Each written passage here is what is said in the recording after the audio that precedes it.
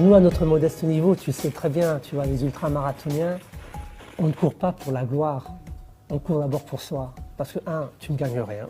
Dans ce genre de course, il n'y a pas de prix, il y a pas de cachet, il n'y a pas de prime, c'est un petit comité. Et il ne peut avoir que de grandes probabilités de réussite que s'il y a une grande probabilité d'échec. Dans l'ultra-distance, c'est que ça. On est constamment à la limite entre la mesure et la demi-mesure. Il faut trouver toujours le juste milieu. Mais quand tu passes la ligne d'arrivée, moi, le sentiment que j'ai eu, ce qui a été fabuleux, parce que tu avais évoqué les 22 heures d'effort, du fait des 8 heures d'arrêt, il a fallu faire sécher les vêtements, tout ce que tu veux.